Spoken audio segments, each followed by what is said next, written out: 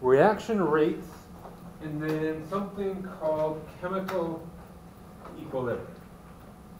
So there are two reactions shown up on the slide. The first one is just a burning match. If you are burning a match, what type of a reaction is that? Exothermic. If you want to classify it as one of our types of reaction. It's combustion, right? Do you remember what happens in a combustion reaction? What is it reacting with?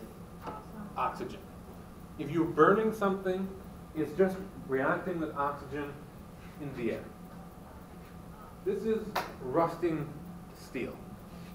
Do you know what happens when something rusts? What causes something to rust? What is it reacting with?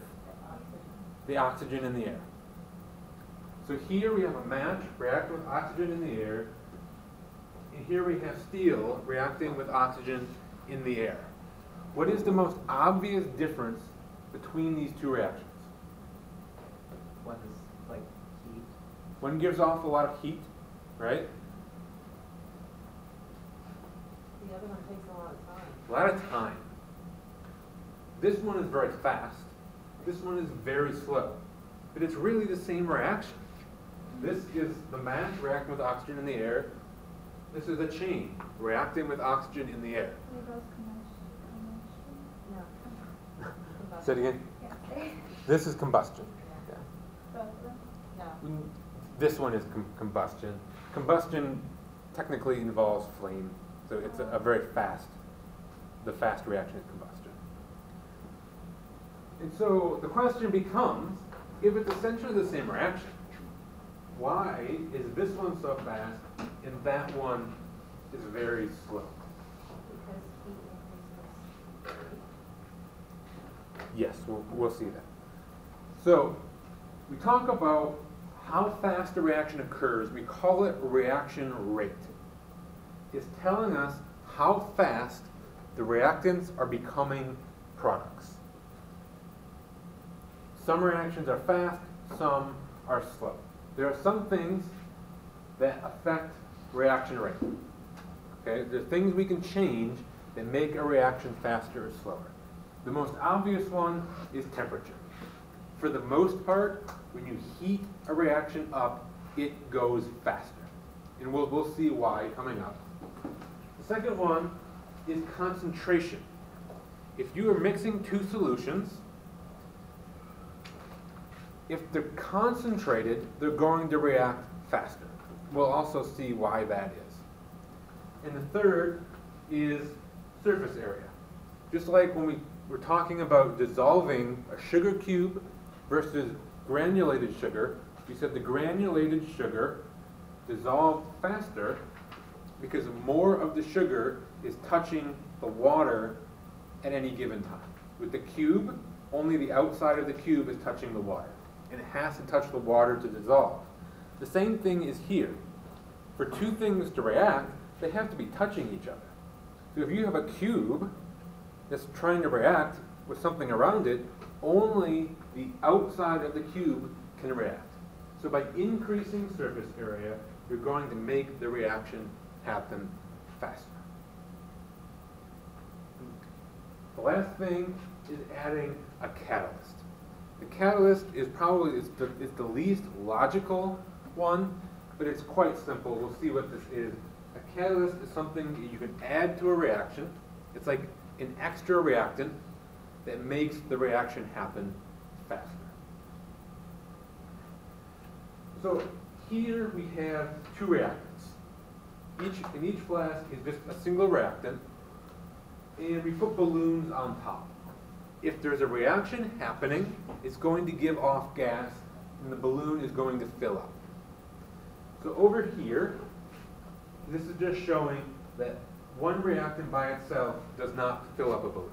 The balloon doesn't fill up just because it's over one of the reactants. Over here, we have two flasks where we've mixed the two reactants together. One of the flasks, the reactants were low concentration. The other flask, they were high concentration. Which one do you think is which? Low on the left. Why did she say the low one is this one? It's not making as much gas, right? So this one is making gas a lot faster than that one. This one has a higher reaction rate, and so the concentration of the reactants must have been higher. This is surface area. So what this is, we have a jar, it's sealed, and there's oxygen in that jar. On the one on the left, we have an iron nail. On the right, we have steel wool. So the material in both is essentially the same. Does everybody know what steel wool looks like? Is it like the stuff you A wash Brillo hands pad. with? Yeah, it's like, if you know what a Brillo pad looks like, it's even finer than that. Picture a cotton ball with very fine threads, but it's actually made out of iron and steel. Okay, it's very, very fine wire, just kind of meshed up into a ball. And so here, when we pass electricity through it, it glows. It gets very hot because there's electricity going through it, but it's not reacting very violently. If you turn the electricity off and you let it cool down, you might see that it's corroded on the outside, but it's not doing anything remarkable. Over here, remember, it's the same reactants, but when we pass electricity through it, it sparks like crazy. Why is that? Imagine there's the same amount of iron in both bottles. Why is this one reacting so much faster than that one? The surface area is higher over here, right? And so there's more iron exposed to the oxygen. The only part of the nail that can react is the outside of the nail. And actually, when you think about it, if it corrodes, it's going to make like a coating on the nail of corroded iron, and then it's going to stop because no more of the nail is touching the oxygen around it. But over here, almost all of the iron is touching the oxygen. So it's all going to react very, very fast. This is catalysis. Catalysis is what we call the process of using a catalyst. Okay? So this is a piece of liver. We drop hydrogen peroxide on the liver and it's bubbling. If I dropped hydrogen peroxide over here onto the glass, it would not bubble. There's an enzyme in the liver called catalase that breaks apart hydrogen peroxide. That's what its purpose is. Enzymes, all the proteins and enzymes in our body are catalysts. That is what they are. They are simply catalysts. So if you put hydrogen peroxide over here, if you give it a long, long time, it will eventually break apart. But you'll never see any bubbles because it's going to break apart very, very slowly. When you put it on the liver, it breaks apart very quickly.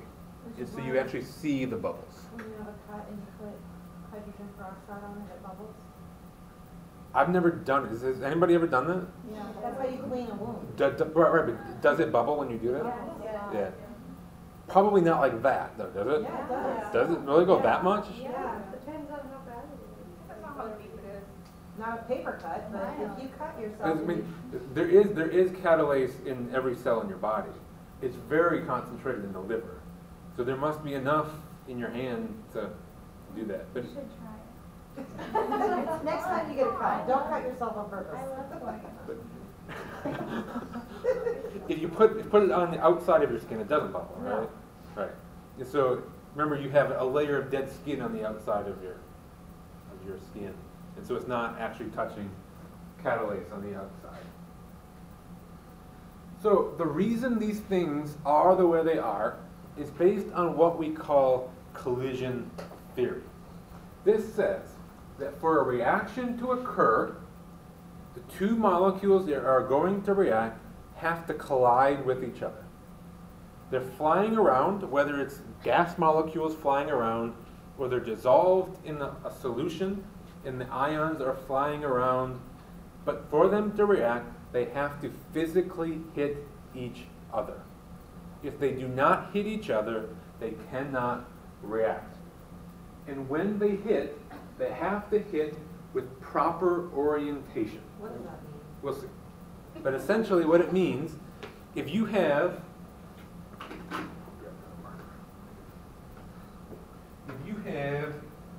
two molecules with these markers, and the reactive parts of the molecules are the caps have to hit each other.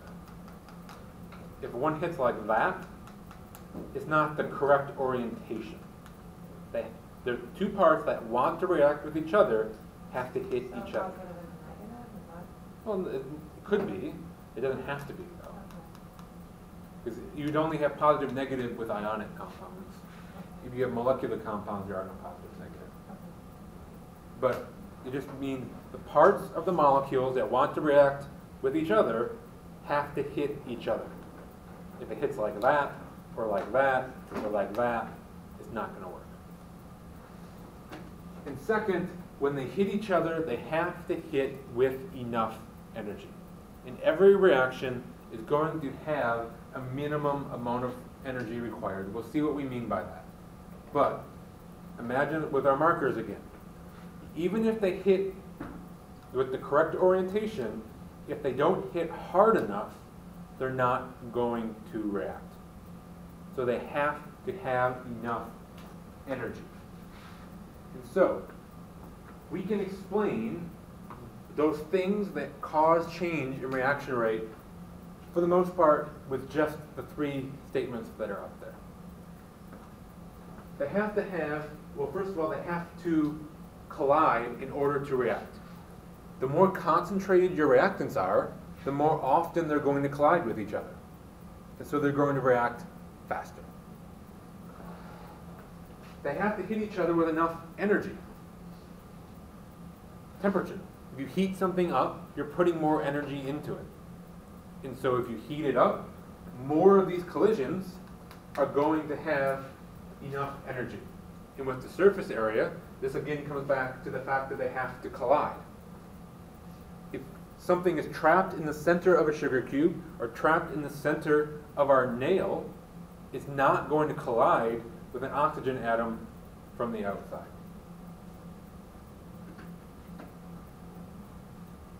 So to have enough energy, heat, and surface area are the factors of that? The energy is just the heat. Okay. Temperature is going to determine whether they have enough energy. Okay. So we can take this collision theory and we can apply it to our energy diagram. Maybe a month or so ago, we briefly talked about energy diagrams, but they were pretty simple at that time. We had a reaction that actually didn't even have a reaction that looked like that. We had a reaction that looked like that, and we had a reaction that looked like that, where we had energy on the y-axis and time on the x. So we said here, as the reaction occurs, the energy goes down. So we said that was exothermic. It is losing heat. Over here, we said the energy went up. It was endothermic. We're going to take this as a starting point, and we're going to make them a little more correct. So this is the general shape of what our energy diagram actually looks like. There's this peak here, and that peak will always exist whether you're going down in an exothermic reaction or up in an endothermic reaction. You'll always have to go up. The question is, then how far do you come back down? It's like if I'm sitting at home, I'm sitting on the couch, and I want ice cream. If I'm reactants, I want to be products, but I can't just magically become products. I have to go through the reaction. And so, if I'm sitting on the couch, I want to be over here where I'm sitting on the couch with ice cream. But to get there, I have to go to the store to get ice cream. And so there's this barrier.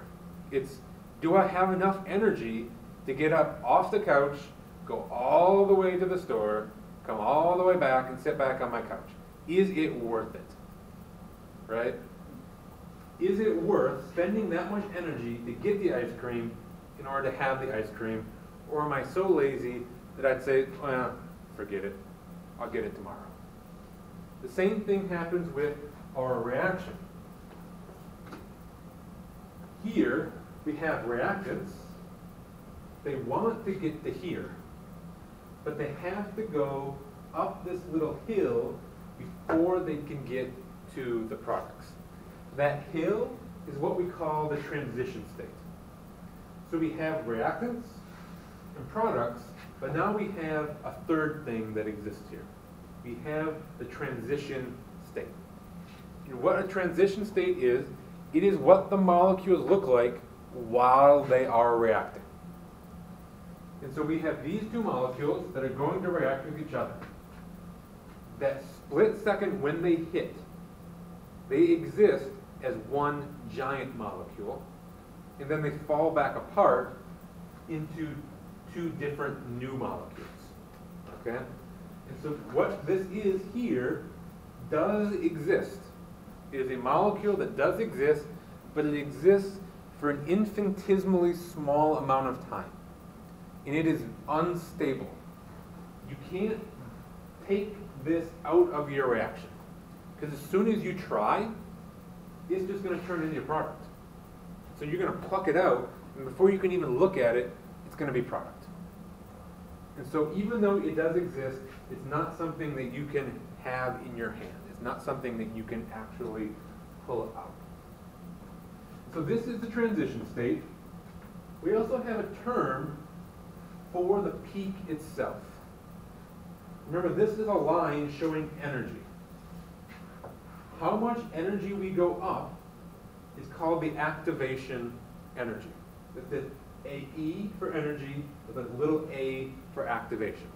That's called the activation energy. It's the amount of energy that these molecules have to collide with in order to make the transition state. Wait, what's it called? Activation energy, E with a little a. It's called activation energy. It's the amount of energy needed to activate the reaction. Okay? Once you're up here, you're now on the peak. You cannot stay on the peak. The reaction is going to go whichever way it wants to go. In this case, they want to become products. So once you're up here, it's going to go down there. And once you're up there, you can't stop. It's like getting to the top of a roller coaster hill. Once you're up there, you got to come down. So you can't stay up there. And once you start down, you can't stop. There's no stop. As soon as it starts to come down, it's committed. And so we have reactants. They go up the activation energy to get to the transition state, and then they come down. In this case, this is an exothermic reaction. Even though our products ended up lower than our reactants, we still had to go up. In an endothermic reaction, you're still going to have to go up the hill. It's just when you come back down, you're going to end higher than you started. The transition state is always the highest point. Transition state will never ever not be the highest point. So you'll go up. The question is, how far do you come back down? Would that be like going to the store after lying on the couch and then going not back home? Yes. You say, well, I got a friend who lives a block from the grocery store. Let me just go there instead. Or you eat ice cream in the car. Or you ate the ice cream in the Maybe car. make it back to the couch and eat it.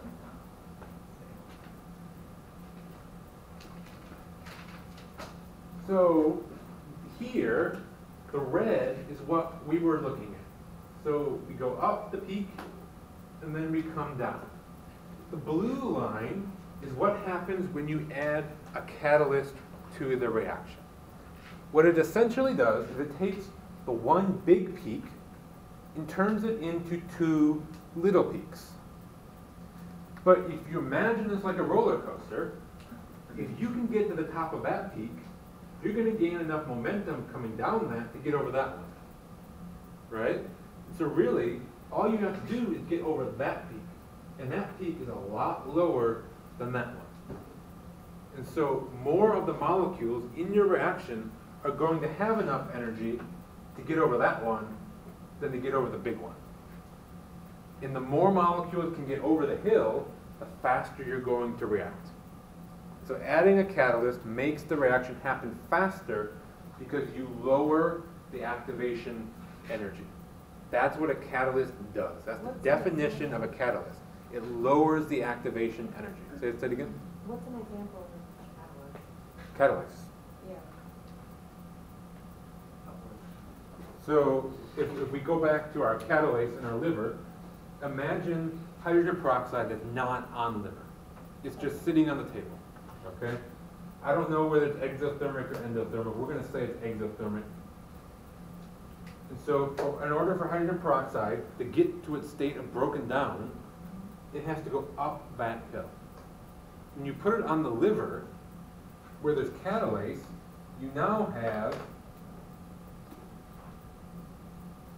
that peak. You start at the same place, you end at the same place, but your peak is much, much smaller. Oh, I see. And then you said it makes the reaction go faster. It makes the reaction go faster because it lowers the activation energy.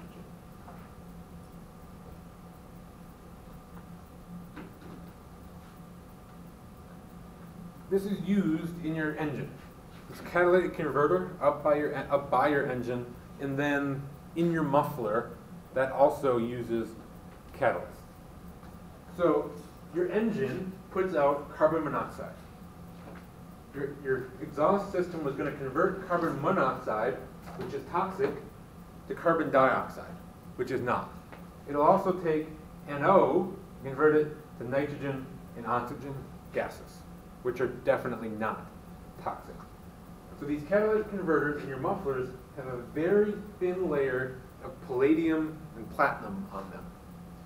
And so what that does is it acts as a catalyst. That actually is the catalyst. So imagine you have a carbon monoxide molecule. It's going to come along, it's going to stick to that platinum. And it's going to hold it in place, but also, because it's exposed to the air, there's going to be oxygen floating around as well. So eventually, an oxygen molecule is going to fly in and stick to the plate, the platinum, next to the carbon monoxide. And they're both stuck there long enough that they'll react. Normally, they're not next to each other long enough to react. They hit each other and bounce off, and they don't have enough time to react. What this is essentially doing is allowing enough time for this oxygen to shift away from that one over to that one, and then the carbon dioxide will fly away. Another carbon monoxide will come in here and grab that oxygen and fly away as another carbon dioxide.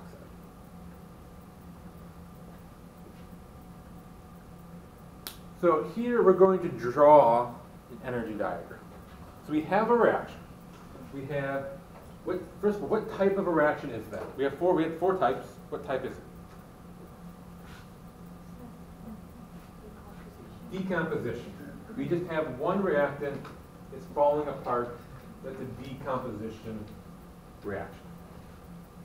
So this wants us to show an energy diagram with relative energies of the reactant product's transition state. So it wants us to draw the curve. It wants us to label the diagram with molecular representations of the reactant products and a possible structure for the activated complex. Activated complex is the same thing as the transition state. Okay? So, if you're looking at this on a quiz or an exam, this is the type of thing that you would have to do without drawing the pictures. I can make you draw the graph. I would not make you draw the pictures. We're going to draw the pictures, though, so that you can see what is causing the graph to look like it does. So first of all, I'm going to draw my axes. I have to put labels on my axes.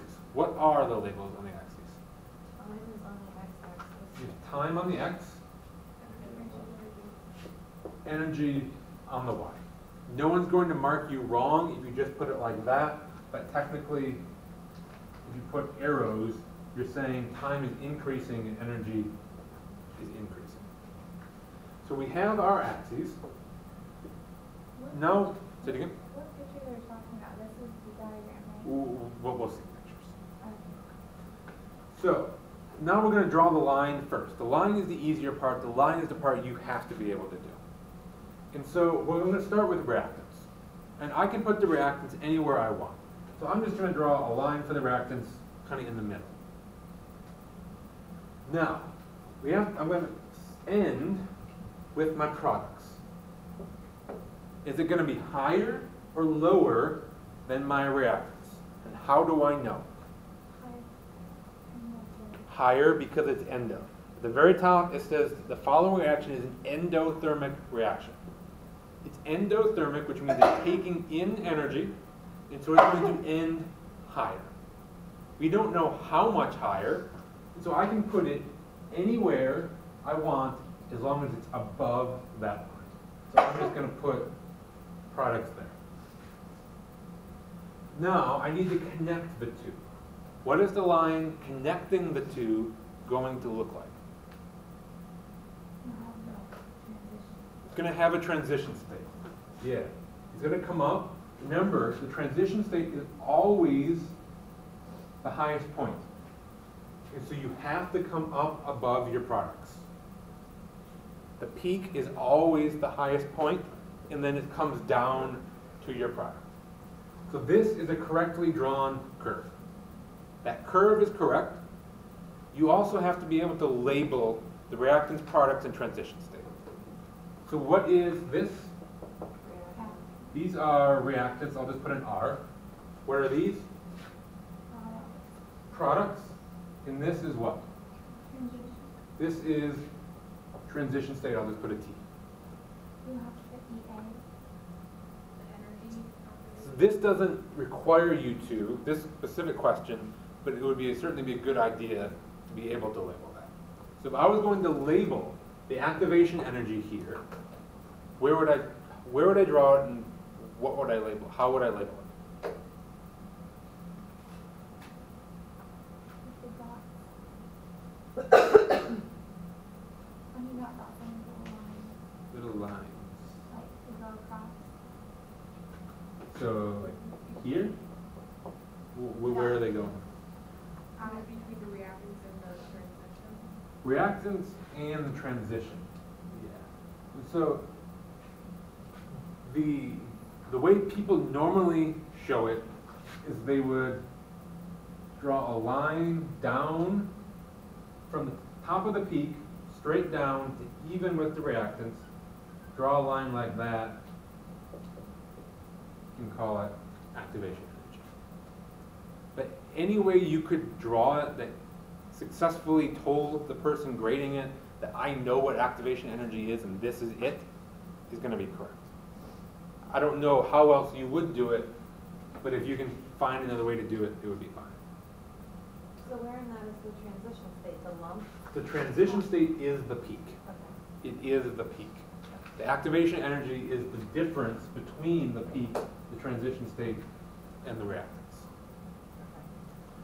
So that is the most I would ever ask you to draw. We're going to take it one step further at this point and draw molecular representations of reactants, products, and the transition state. So the reactant is easy. We only have one reactant, it's NO2. So I'm going to draw a picture of an NO2 molecule. So we have a nitrogen and two oxygens. So I'm going to make nitrogen dark and oxygens white. And so that's going to be an NO2. But there's a coefficient of 2 on it. So there are 2 of these. So I have to draw 2 of them. So that's the reactants. That's easy. Products will also be easy. We have NO, we have two of the NOs in an O2. Nitrogen was the black, oxygen with white, and so I'll draw two that have a black and a white. And then I have an O2 that's just two whites. The tricky one is the transition state of the activated complex.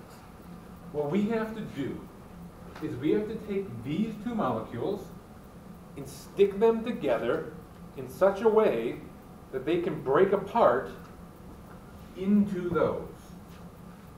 And so we have to put them together so that we have two spots with a black touching a white and a spot with two whites touching each other. So can you picture in your head, let me draw these bigger for you.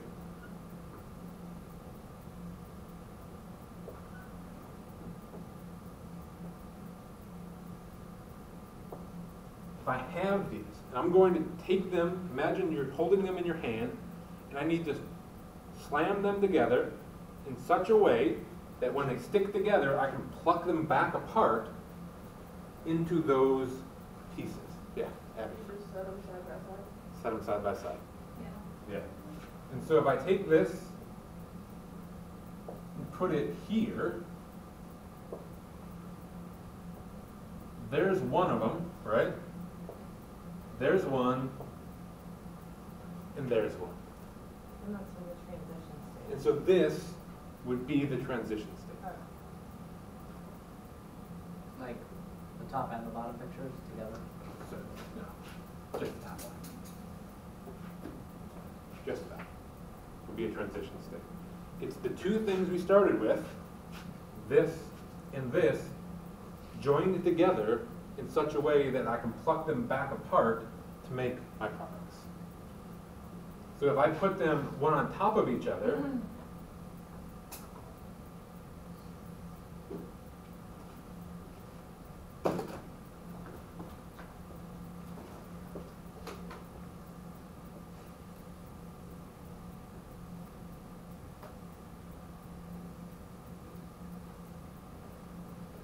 there's no way I can pull that back apart in order to make my products. So this would not be a correct transition state.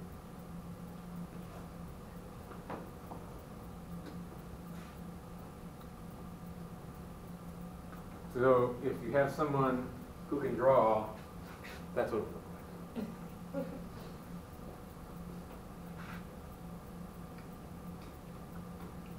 So we also have to talk about equilibrium. We very briefly talked about equilibrium, I think that was probably last week with our vapor pressure. I guess that was maybe two or 3 weeks ago. We said vapor pressure is an equilibrium between a liquid and that liquid evaporating. And we said an equilibrium is two processes that are direct opposites of each other, where one essentially undoes the other, and they're happening at the same rate. If this reaction is happening and this reaction is happening at the same rate, but they're happening and they're direct opposites of each other, if I look at that reaction, I'm not going to see anything happening. So this is an example. This is N2O4 breaking down into two NO2s. So that's what this double arrow means. It means there's two reactions here. N2O4 is breaking apart into two NO2, but it also means that two NO2s can react together to make N2O4. They're direct opposites of each other, and if they're at equilibrium, this reaction is breaking apart at the same speed that is coming back together. And so if I measure the amount of N2O4 and NO2 in my container, it's not going to change. The amounts of the two things will not change. What does change is which individual molecules are on this side and which are on that side, which there's no way for me to figure that out. So if I put some of this N2O4 into a bottle, N2O4 is very light colored. NO2 is very dark colored. And so, just letting it sit there, some of the N2O4 will break apart into NO2. And then I give it some more time, and more of it will break apart. But at that point, it hits equilibrium. Because if that flies into that, it's going to combine to make that again. And so these are breaking apart at the same speed that these are coming back together. And so as long as I let this sit, it will never change. It will always have this amount of N2O4 and NO2. It is at equilibrium.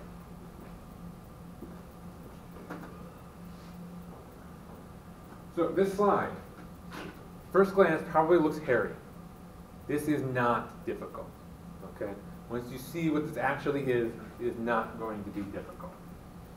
We're going to describe that equilibrium in numbers. And again, on the surface, that probably seems crazy. So up here we have, this is just a generic reaction, okay? And so what this is, we have two reactants, A and B, that make two products, C and D. The lowercase letters are just the coefficients that would be on them. And so there could be a 1 and a 2 and a 1 and a 2. It could be anything, okay? We then take that reaction and we make this thing, which is called the equilibrium constant expression, which is also called the equilibrium expression, or just sometimes KEQ. KEQ stands for constant equilibrium. K stands for constant, and then the EQ down here in subscript is saying it's the equilibrium constant. Just like it was activation energy, EA, this is KEQ. And so the trick here is remember the phrase products over reactants. It is always products over reactants. You're going to draw a line, this is a fraction line. It is going to be the products on top, reactants on the bottom. If I have two products, I'm going to put the two products on top. I'm going to put them in brackets. The brackets mean concentration. We're going to use molarity. And then you take the coefficient and you make it a superscript. So it's C, the concentration of C, concentration of that product, raised to the power of whatever that coefficient is. So it's that one times that one divided by that times that. Products over reactants. The first time we actually do this with a reaction, it's going to seem even simpler. What's the big C, little c again? Big C, so C here is representing a product. Right. It could be N2O4, it could be anything. The capital C is the product itself. The lowercase c is the coefficient that would be in front of it in a balanced equation. Yeah? Would you adapt the equation to any type of, to whatever type of reaction it is? By like how many reactants, how many products? Yes. Yes. Okay. And so if you only had one reactant, there would only be one thing on the bottom. If you had 5 products, there would be 5 things on top. Good question. So here's an example. At the top, we have our balanced reaction. We have N2 plus 3H2 is in equilibrium with 2 NH3s. And so I have to draw or write my KEQ equation. So as KEQ equals, I'm going to draw my line. It's what over what? Products over reactants. Products over reactants. And so what are my products? In that thing, what are my products? Products are always on the right-hand side. 2 and It's H3. 2 NH3. And so I'm going to put NH3 in brackets, raised to the power 2. My product was NH3, so I put it in brackets. And the coefficient on NH3 was 2. So I squared it. Now I do the same thing for the reactants. I have N2, I put N2 in brackets, and then I have H2. So I put H2 in brackets. The coefficient on N2 is 1. If you want to put a 1 here, you can, but mathematically it does nothing, and so most people just leave it off. Coefficient on H2 is 3, so I cube it. When you do this calculation, you treat these brackets just like parentheses. And so it's that times that cubed. And then this divided by that. Okay? So now, to actually calculate the value of KEQ. So a question would normally have two parts. Part A would be to write this equation. Part B would be to calculate the value of KEQ. And to do that, all we have to do is plug in the numbers for the concentrations, and they will be given to you. You will never have to find those. This is more difficult than anything you would have to do on an exam. The exam would straight up tell you the concentration. Okay? Here we have to read them off a graph. So this is just saying the concentration of N2 is 0.06. So for N2, I put 0.06. H2 is 0.18. And that's cubed. On the top, I have NH3, which is 0.28. And that is squared. And so you do the math. When you do that, you get 0.28 squared on top, and like we have here, and in the end, it equals 224.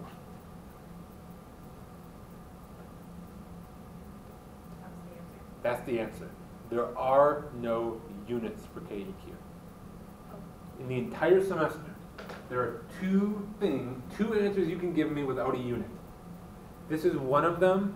The second one is next week. So KEQ has no unit. So 224. It's 224. Yeah. It's also up there. It was more legible.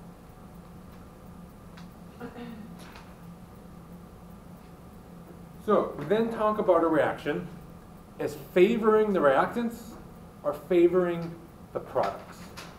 What that means is what is larger, the top or the bottom?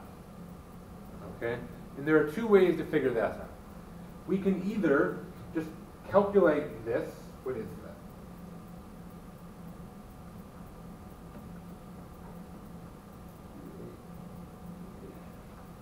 That's 0.08. So the top is 0.08.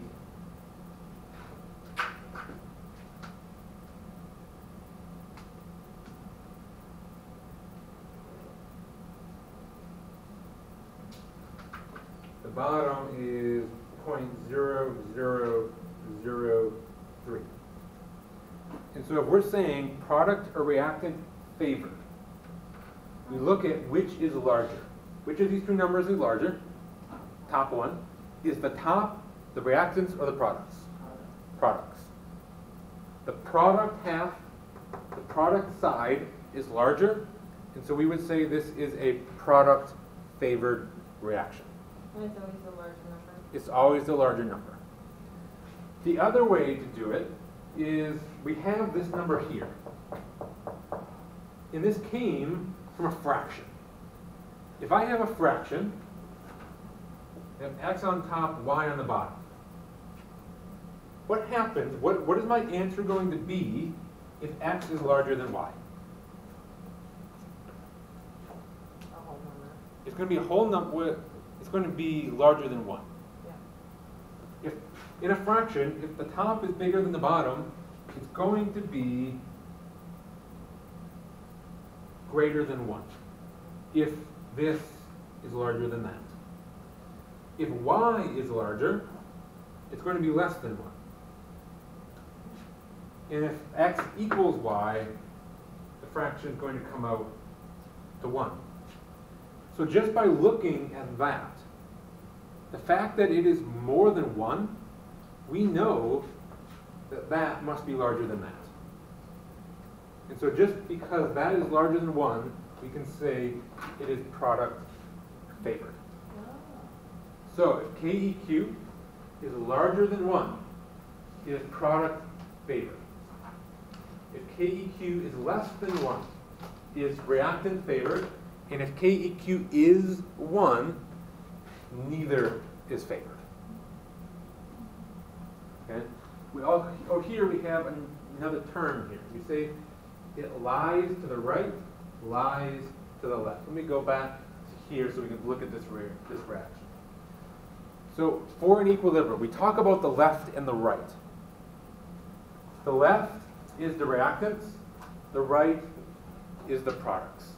We're just talking about it more spatially than chemically. And so if it is product favored, there's more on the right-hand side than on the left. So he says, say it lies to the right. If there is more reactant than product, it lies to the left.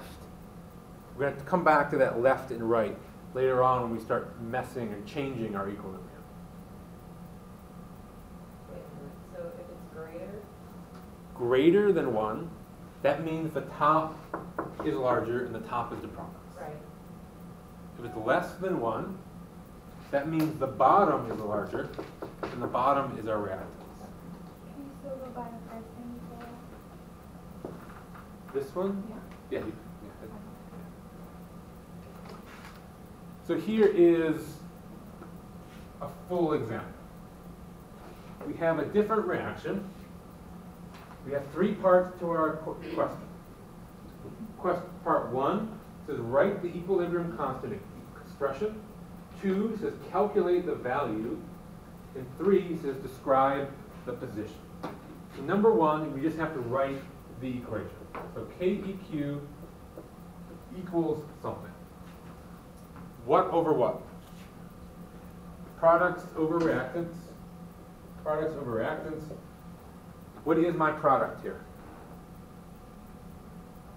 N2O4. Put it in brackets. What is it raised to the power of? 1. So I'm just going to leave it blank. My reactant is NO2. Raised to the power of what? 2. That is a correctly written KEQ expression. That's all you have to do for part 1. Part 2, you have to calculate the value. So it says, at 25 degrees, these are the concentrations. And it says, calculate the value at 25. And so we don't have to do anything with these. And you'll never have to. Most questions won't even tell you the temperature. All you have to do is take these numbers and plug them in. N2O4 is 1.25. NO2 is 0.075, and then so on top you get 1.25. On the bottom you get 0.075 squared, and this equals 222. So that is the correct answer for part 2. That's all you had to do. Plug the numbers in and calculate it. Part 3, we have to describe the position. Product favored, reactant favored, or neither. The reaction, the answer is up there. It says it's much larger than 1. Because KEQ was 222. That's larger than 1. That means the top must be larger than the bottom, and so it is product favored. If you want to look at it this step, you have 1.25 on the top. On the bottom you have, this comes out to be 0.0056.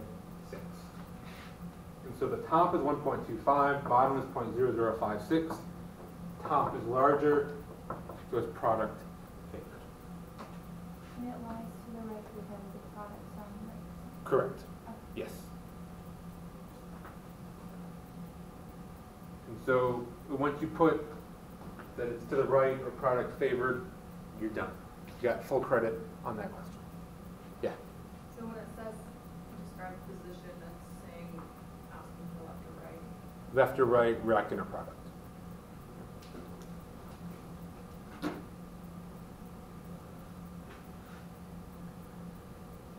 So now we're going to start changing our equilibrium.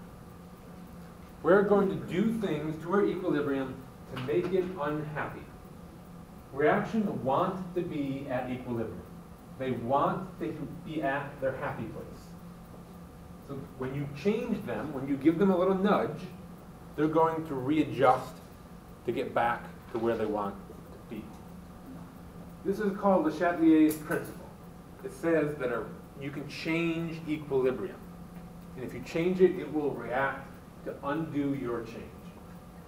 So the way we change our equilibrium is by adding a reactant or product or removing a reactant or product. So we have our equilibrium. It is at equilibrium. It is sitting there minding its own business. We are either going to add more of one of the reactants, add one of the products, or pluck something out of our jar. And when we do that, all of a sudden these concentrations change. And it is no longer at equilibrium. So we can predict how the reaction is going to react, what it's going to do, which way, we're going to say which way it moves, which direction it moves, in order to undo the change that we did to it. So remember, we can add or remove something. We can also change the volume. We're not going to have problems like that. This is only pertinent if you're dealing with gas reactions and only some of your compounds are gas. You can also change the temperature. If you change the temperature, you actually change KEQ. Okay?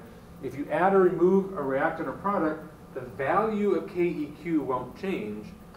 The concentrations will change to keep KEQ the same. But if you change temperature, KEQ actually changes. But that's another thing we will not do. The only thing we will do is add or remove things.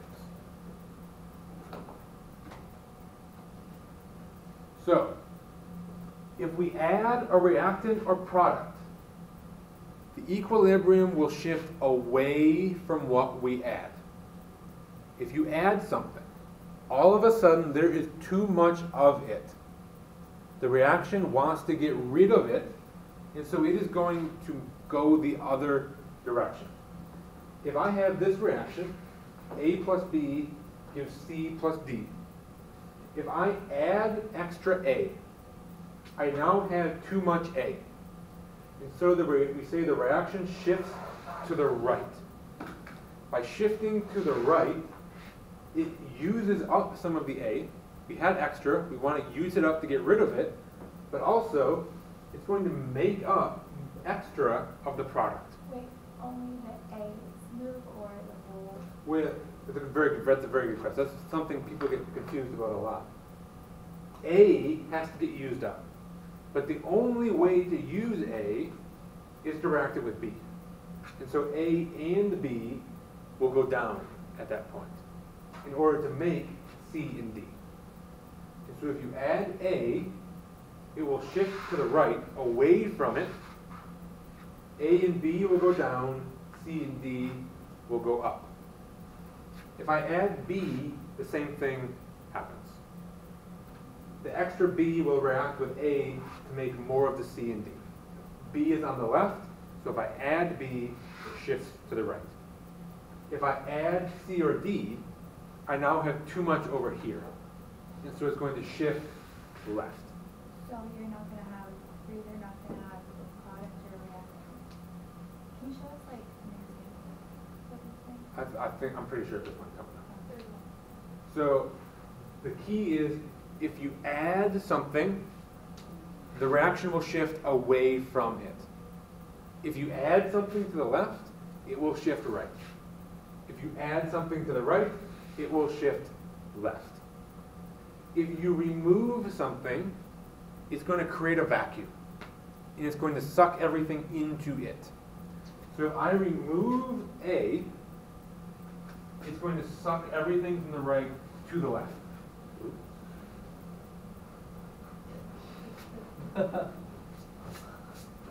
Dry erase, not Sharpie. Put the cap on. If I remove A, it's going to shift left. If I remove something, it shifts towards what I removed. If I remove C or D, it will shift to the right. So the biggest key is if you add something, it shifts away from it. If you remove something, it shifts towards it. So this is an example. Here we have magical molecules that randomly go between yellow and green. And so there's always an equal ratio of yellow to green. But if I take an eyedropper and I suck out some of the yellows, all of a sudden I remove reactant. And so it's going to shift from the product over towards the thing I removed. And so some of the greens converted back into yellows to replace it. So here is a reaction example. So this is an equilibrium. This is silver iodide. It will break apart into silver ion and iodide ion. So that is our equilibrium. That is breaking apart in the vat. These two things are coming back together to remake.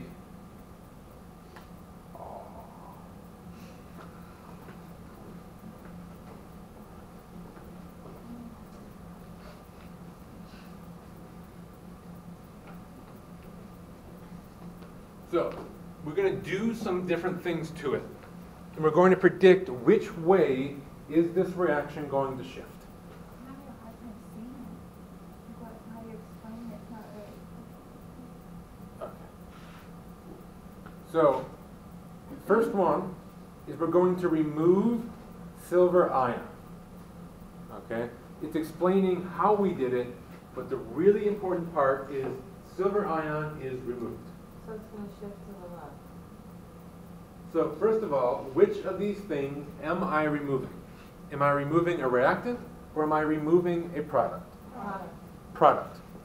If I remove something, does it shift towards it or away from it? Towards it. If I remove something, it shifts towards it. I picture it as like creating a vacuum. I dug a hole, and now things are going to fall into my hole. So if I remove a product, it is going to shift to the right to fill the hole that I just made. It, like, what's it? The equilibrium. The whole thing? Yes, so the entire thing is our equilibrium. Because they're constantly adding, like, Right. they're So exchanging. constantly, this is breaking apart in the vat, and at the same time, these two things are coming back together to make that. And so we consider an equilibrium as an object. It is something that we can talk about and describe, just like a reaction. And so we say the equilibrium will shift to the right. The equilibrium will shift towards the thing that I removed. I removed something on the right, so it will shift to the right. Yes. Do you have a question? So are all reactions like this? In terms of equilibrium? Yeah. For the most part, yes. We just haven't talked about it until now. We haven't, correct. Because it adds a whole extra layer of complexity that we're going to touch on equilibrium, but we're not going to go much deeper than this. But pretty much every reaction you do in lab or exists in real life is actually in equilibrium. And so the stoichiometry questions that we do assumes it totally reacts, but they don't. Which is part of the reason why you never get 100% yield. So here, we removed this, it shifted right. Now we're going to move on to 2. When we do 2, we ignore 1. We act like 1 never happened. Okay? So in number 2, we are going to add silver nitrate. And it gives us a hint that silver nitrate is water soluble. What happens when silver nitrate dissolves in water? it breaks apart. It breaks apart. If it breaks apart, what does it break apart into? It's silver and night. Silver ion and nitrate ion. Nitrate? Yeah, nitrate. So, what I'm essentially doing is I'm adding silver ion. That's what I'm doing. And so am I adding a reactant or a product? I'm adding silver ion. It's the same thing we removed in number 1. So you're adding So you're adding a product. reactant? We're adding product. Yeah. We're adding this. The system is the whole thing, right? Yeah. Okay. Yeah. So this all exists in one beaker. Is that what you're? Yeah. Yeah. Yeah, that's what I'm So trying. it all exists in one beaker. It's not two things, it's like So one it's big just- thing. Correct. One big thing. Disregard the free. Right. But silver ion doesn't just, you don't have a jar of silver ion sitting on the counter. Yeah. You have silver nitrate. And so in order to add silver ion, you had to add silver nitrate. So the takeaway from part 2 is just that you are adding silver ion, As a product. which happens to be a product. Silver ion is on the right side. So it is a product. So in part 1, we removed silver ion. We removed a product, and we said it shifted to the right. Why are you adding so much gradient? It's, like I said, because we're adding silver ion, like I was trying to explain, not well, trying. All I can do is try, right? You can't just buy silver ion. Silver ion only exists in ionic compounds. Right. And so in order to put silver ion into my beaker, How are we to know that? Yeah, like, That's what I I would was not saying. think of it. it says solid silver nitrate is added to the system, and it's giving you the hint that it is water soluble. And so your mind needs to think, what's going to happen when I do that? It's gonna break apart. It's going to break apart. Yeah, I think I'm confused that just because wouldn't you technically be adding a reactant as well, since CHM1030 is being put in as a reactant, and it breaks down to the product? Yeah. But that's a separate reaction. So you just, You're only concerned about this one. This is the only thing you are concerned about. Well, that was kind of my question, that basically we're looking at like one part of like, Correct. so like something happens to the NO3, we're just not talking about it. Correct. Okay. Yes. Because we don't care. Because we don't care, okay. Because that's how you get the answer. Correct. We only care about the equilibrium that is drawn there. so say this is like a test question. Mhm. Basically, we just need to look at, so if it gave us like another compound for this equilibrium reaction, we just need to look at the compound that's in the equilibrium reaction. Correct. We can just discount the other Correct. one. Each of these points is going to change one of the things in that equilibrium. You just have to figure out which one it is.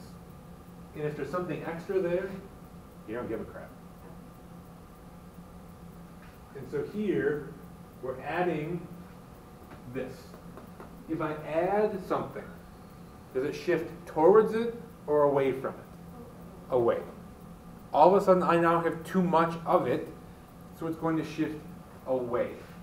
So if I add that, is the reaction going to shift left or right? Left. I'm adding something on the right, so it will shift to the left. Yeah. We keep using the terminology like shift to the left, shift to the right, Mhm. but like what does that mean in real world like terms? It shifts to the reactants or products. And so is the left or right that's confusing, or the shifting?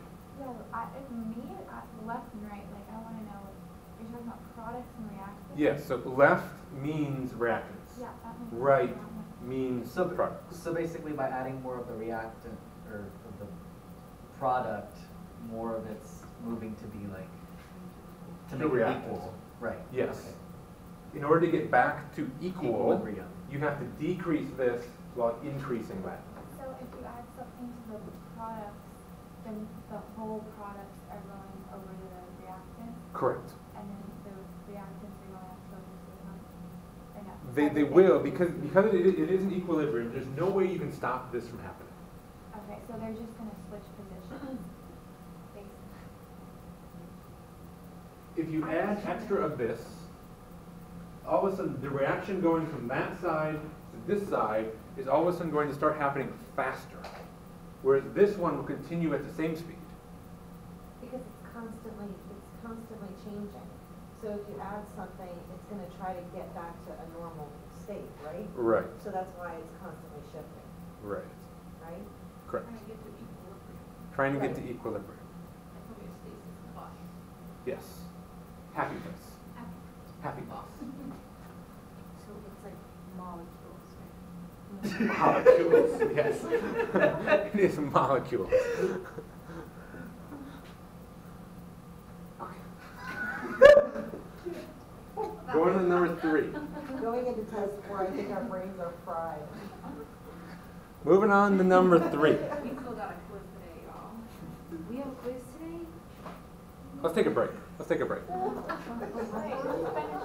You want to finish 3? Yeah. Okay, let's do number 3. So we're adding sodium iodide, which is water soluble. So Na is out this side of the problem. Correct. Sodium is nowhere up here. Ignore it. Okay, but in the Just first looking at the one, iodine. what about NaOH? What happened to that? If the NaOH is how we are removing that. You don't even, it doesn't, how we did it doesn't matter. Okay. You don't, that's extra information you don't need to know. Okay. So here, if I dissolve that, what do I get when I dissolve sodium iodide in water? Sodium and iodide. The sodium doesn't matter though. So I have iodide. Is iodide a reactant or a product? Product. Here. And so will the equilibrium shift left or right? Left. Away from the thing I added. So, Yes. so on an exam, the answer would be like, it shifted to the left. Yes. So they Or won't shifted ask to reactants, what either one. shifted. Okay. Say it They again? won't ask what shifted, they'll just say which way it did it. I believe there may be a homework question that talks about concentrations. So if something shifts left, the concentrations on the left will go up, the concentrations on the right will go down. If you shift away from something, you have less of it. If you shift towards something, you now have more of it. So if I add iodide, it will shift left. The concentration of this will go up because I shifted towards it. I made more of it. I did that by using up these things. I shifted away from these, and so these concentrations will go down. And so by adding, it will go down. If you add a product, if you add something, it will shift away from it, and so in the end, its concentration will go down. And anything on its side will go down. Yes. Oh, you're just visualizing it. Oh, yeah. Now, do you want a break? I saw a couple What's the next timid. one? Is it a question that everybody would have? No, it's just a clarification. Okay, go on. So when you remove it, the equilibrium goes towards it. Correct. Towards what the side that you remove it from. Correct. So when you're adding, it goes. Away from it. Okay. Yes. That's Okay. Let's start again. When the little hand is on, sorry, big hand, that'd be a longer. Big hand is on the 8, for 12 minutes. Are we going over another set of slides? Because that's it for today. Is that literally the last slide? Yeah, that was the last slide. I didn't realize that was the last slide. We So- can go over last week's because we haven't had any practice. questions. Correct. So after break, we'll go over homework before the quiz.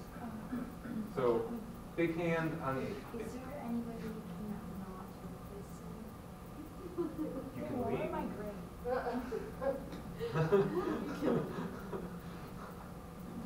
That's the only way I'm sorry.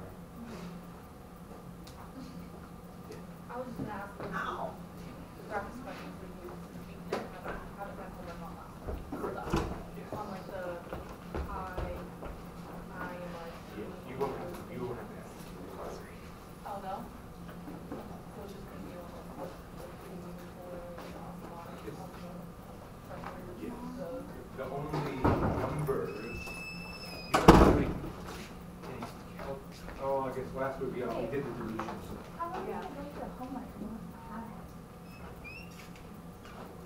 I can put it up there. I can bring it up. But if you want to grab it, you can. I just like something I get wrong. You're welcome to grab it. And I also have your exam if you want to see that.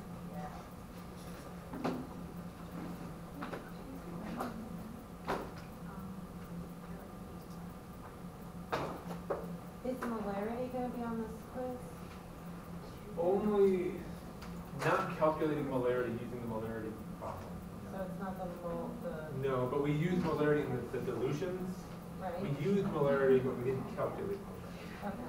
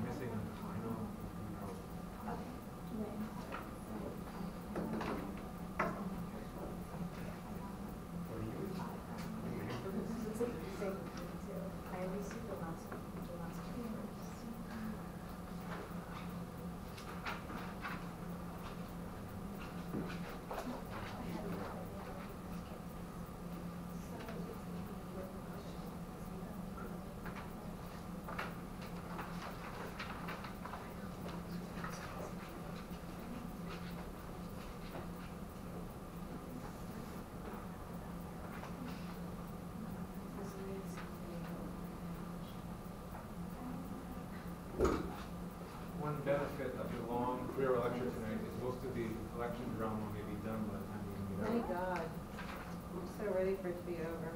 I have to do Live news feed, is it called yet? Oh, hell no.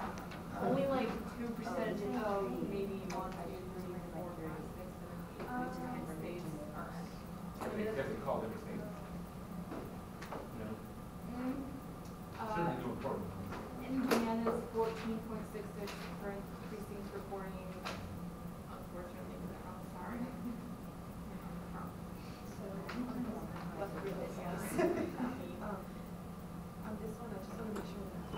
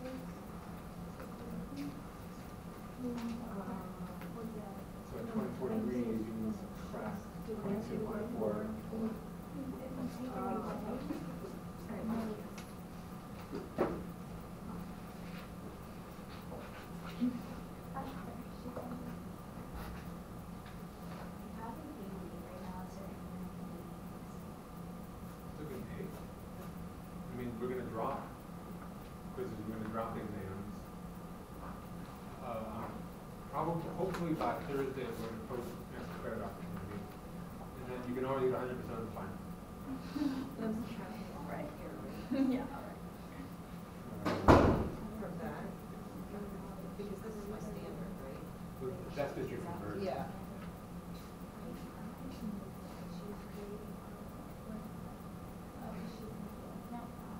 This is just doing tomorrow. This is a Correct, correct. not all of them. Alright. So how are the next homeworks?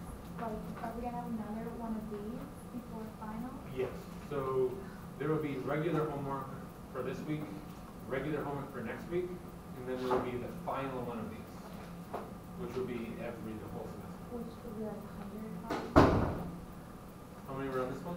70. Yeah, it'll probably be 80, 90, somewhere. Maybe 90-ish. But again, you'll have 2 weeks to do it, Yeah. and we will These spend, it actually helps in like doing these. oh, that's why I make you do them. Because the first semester, I didn't make students do them. They got to the final exam and said, what are atoms?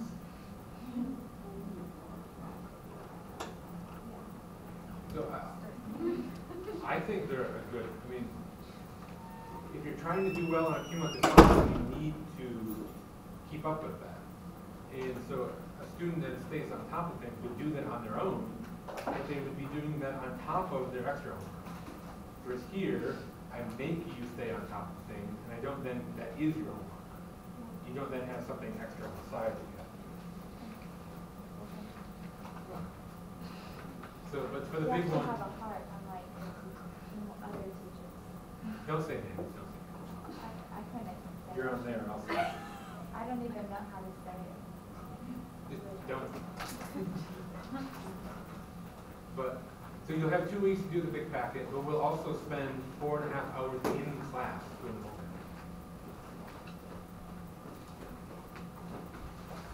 And for the next exam, this packet is the one to study for? Sure. I don't like the Canvas homework, like, For the last exam, it will be the last 2 questions off of there, just the last 2. I wish I got off these pieces. The other homework is so hard, I don't know why. They're like different. The part A, Yeah. but that is the part A question rewritten. That's literally what I do. I copy and paste them and change the numbers. Really? Really. That's also what's very similar to what the exam is. I think it's because, like, I can't ask questions. You can't, like, close it, you know, and, like, go back the next day and ask questions. You can. On the Canvas? Yeah. Because They it's can. hard. You can leave and come back. You don't have to submit it. Like you can answer questions and I think it saves your progress, but you don't have to, unless you don't, like if you don't That's not submit it. widely though, right? No, that's okay. No, I think with Canvas you can just leave. 'Cause it allows me to see how long people have been working on it. And sometimes it'll say somebody's been working on it for 6 days. And I know that window hasn't been open for the last 6 days. I didn't know that. Sometimes mine will be open for 3 hours, and I'll be like, Yeah, so it's a meaningless number to me because you did it and you came back to it 5 days later. That doesn't mean you spent 400 hours trying to do your homework. So the next one's due on next Tuesday. So the normal homework, A and D, is due next Tuesday. Yeah.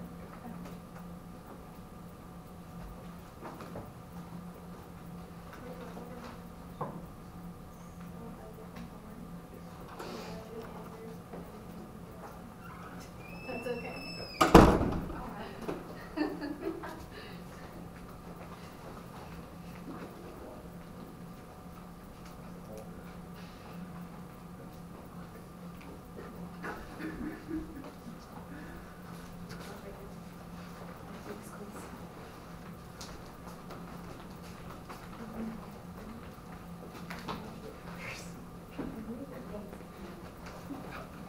Are we going to read over this question?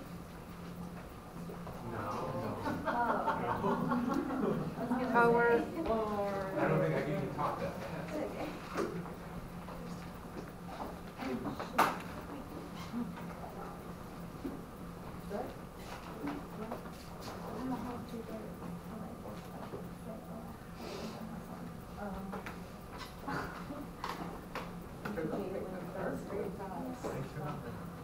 Is everybody back? Does anybody see someone who is not back? So I think what we'll do is we will go over questions from the homework that are not on the quiz until 8 o'clock. So we'll spend up to 20 minutes, assuming people have that many questions, going over old questions. Then 8 o'clock we will shift to only doing questions that are relevant to this quiz, and then we'll take the quiz. Okay.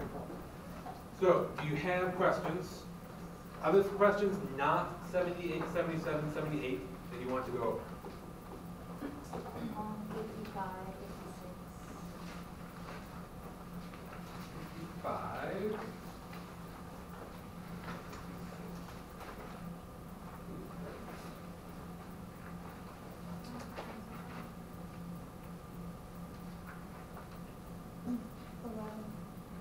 Was 55. So this is We're with 57. 57? Yeah. 55, 56, 57 were trouble spots. This is stoichiometry.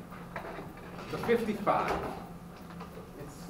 says we have a reaction. It says how many moles of oxygen are needed to yield 0.5 moles of P4O10. This is a stoichiometry problem. We're going from moles of one thing to moles of another. It's just going to be the simplest stoichiometry problem possible. It's just one step. It's that middle step. So I have 0.5. We're going to have to get you new markers. These aren't even mine. 0.5 molar. So not molar, moles. Moles of P4O10.